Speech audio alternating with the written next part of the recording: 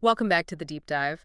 We've got something pretty impactful today. It's drawn from Voices of Victory, specifically an excerpt focusing on Eric Thomas, E.T., the hip hop preacher. Yeah, that's the one. And our goal here, our mission for this deep dive is really to get into that text.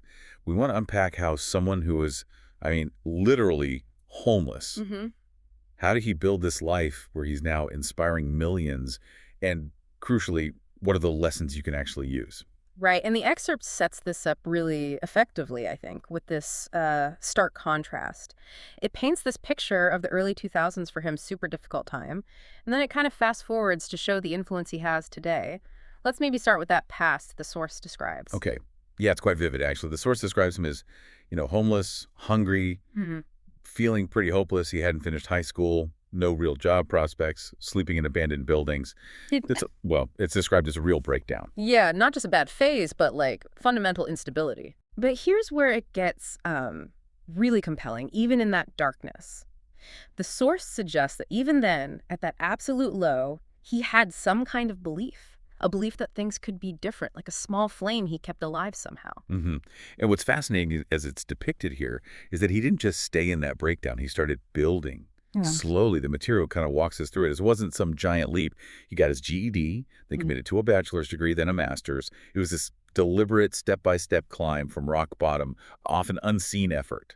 Right, unseen being key there. So, looking at that journey, that whole arc from the low point to today, what's the main takeaway the excerpt is trying to give us? I think the core message is pretty clear and really powerful. Yeah. Basically, where you start doesn't define where you end up. It just doesn't matter how tough your beginning is. You don't need it all figured out. You don't even need people cheering you on necessarily to start. The critical piece highlighted here is just starting and then Yeah. keeping at it. That idea of keeping at it, especially when, as the source puts it, no one is clapping for you, that feels huge. It really underlines that the motivation can't just be external validation. It's got to come from inside, right? Absolutely. It has to be that internal drive, that flame you mentioned earlier, Mhm. and that internal focus. It becomes even more critical when you hit those rough patches, those breakdown moments. So if you're listening right now and maybe you feel stuck or like things are falling apart, this excerpt offers a different way to maybe frame that. Oh, definitely. It asks that really thought-provoking question, doesn't it? Are you actually stuck, or are you maybe just in what the source calls your setup phase? Exactly. That's the insight. The breakdown isn't the final act. It's often the necessary first act. The breakdown comes before the breakthrough. It's Yeah. like dismantling before rebuilding. So the source is really urging you, don't quit in the middle of the struggle. That might be just before things turn around. Wow. Yeah, just reframing it like the breakdown as a setup phase, that's powerful. And it doesn't just leave you hanging with the idea, it gives you something concrete, a Yeah. challenge. Yes, a really simple, actionable thing. It says, write down one goal, just one.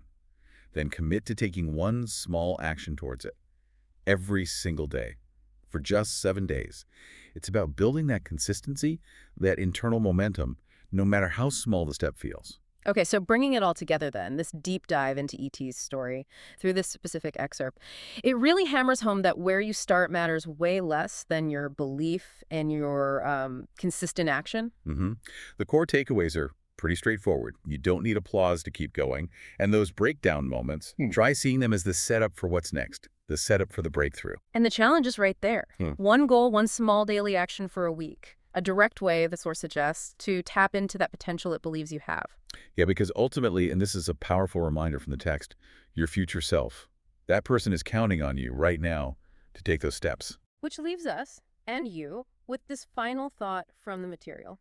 If that struggle, that breakdown you might be in, really is just a setup phase, what's one tiny action, even right now, you could take, knowing that, as the source says, your future self is counting on you to begin?